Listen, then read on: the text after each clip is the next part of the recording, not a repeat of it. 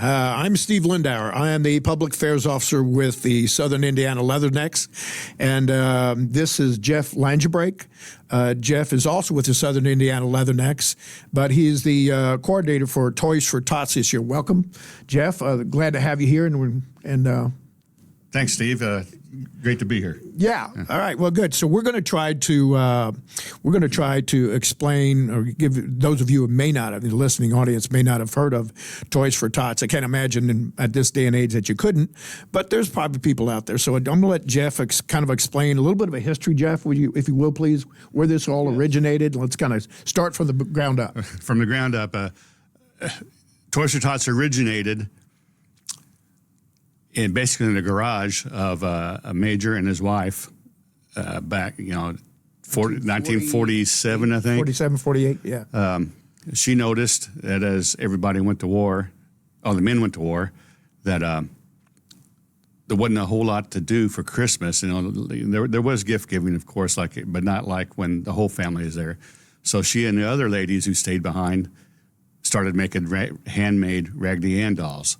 And that's how Toys for Tots came to what it is today. What I researched about it, I found out, of course, you and I weren't around in 1948, at least you weren't. I was pretty close. But, there were people that in 1948, this was at the end of World War II, there was a lot of men, and for that part, women just did not come back. So this was a need that they filled. So the major and his wife and the organization that they started was something really was in dire need at that point in time. Yes, and the Marine Corps picked it up, in particular the Marine Corps Reserve took it national, actually worldwide. There's several United States territories across the world that they help out. So if you're traveling or you know of anybody, you got relatives anywhere across the world, if there's a Marine contingent somewhere, there will be a Toys for Tots presence of people trying to collect toys and do it even at the smaller spot, wherever they might be. So with that, let's bring us to current, where we are this year.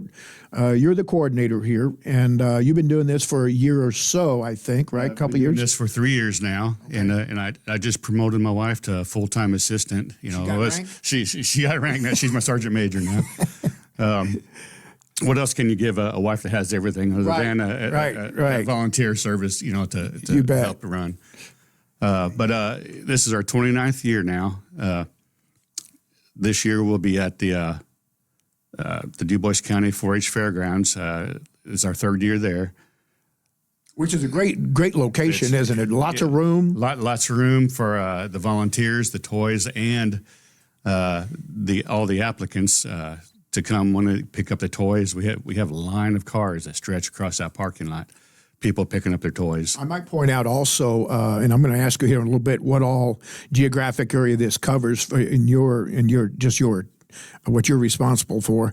But what's significant about this territory, or this location being so broad, it is fairly centrally located. Everybody knows where the DuBois County 4-H Fairgrounds is, or most people do. If not, it's easy to locate. Yeah, as you said, it's centrally located. It's almost dead smack in the middle of DuBois County, and between Jasper, Huntingburg, and Ferdinand.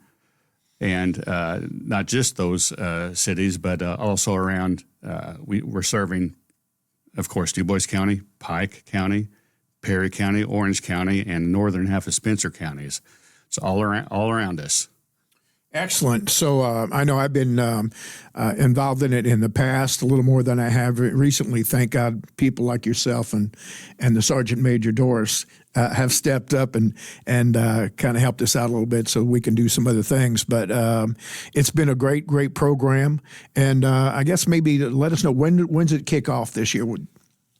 It'll, for volunteering, Toys for Tots will kick off after the Marine Corps Ball, which is the Veterans Day weekend. November 10th is Marine Corps Ball. So yeah, that weekend will officially kick off into high gear.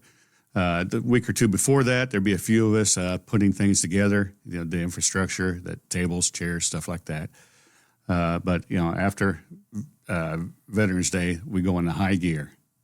Okay, last year I know we had a few vendors or some local businesses that helped us out on that. And can you maybe you've got some people set up already? I understand. We were talking before we started the interview that you've got some people set up. You want to expound on that a little bit? Yes, we're always looking for volunteers and fundraising events. People that have helped out in the past. The Holland Legion Riders came out in force two or three evenings and really helped us out. We've had Boy Scout troops come in, church groups. This year, we hope to have retain some of those people, but this year we're adding the Civil Air Patrol from Huntingburg. They're excited to come out and help. We're always. Toy boxes will go out in November for donations of toys. If you find that you cannot donate toys, we're always looking for monetary donations also. People that help out with that have been the Yard Goat Artisan Ales in Huntingburg, which tomorrow evening we have another fundraiser there. Applebee's in Jasper sometime mid-November. We got to pick out a date for that yet. And then Tots for Toys will be having their 4th annual tattoos and toy. Was that a percentage of that goes to Toys for Tots? Is that how that works?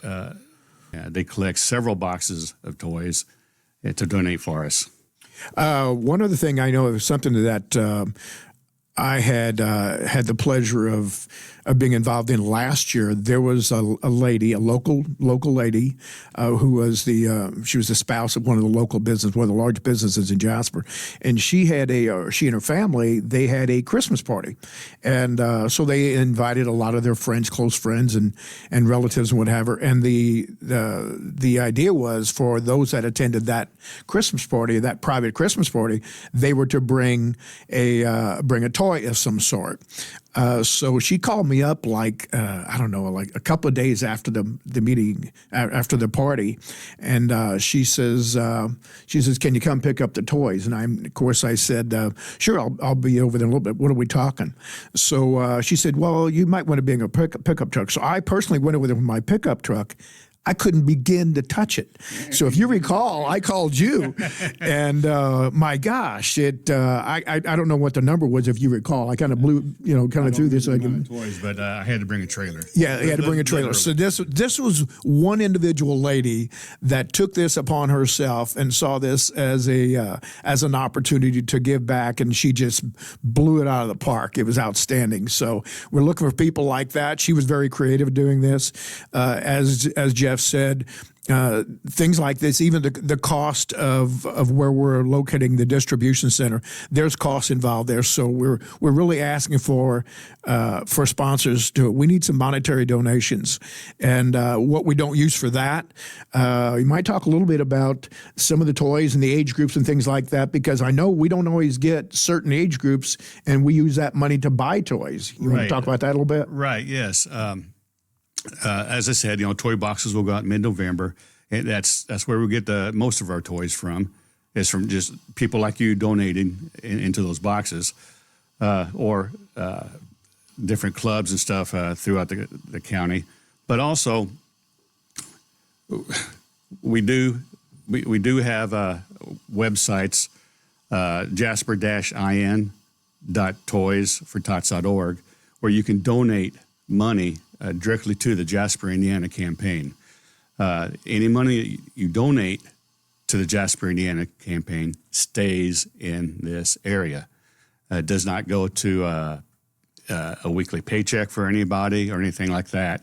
It's directly for toys, and unfortunately, we need to pay rent just like everybody else. We got to have lights, heat.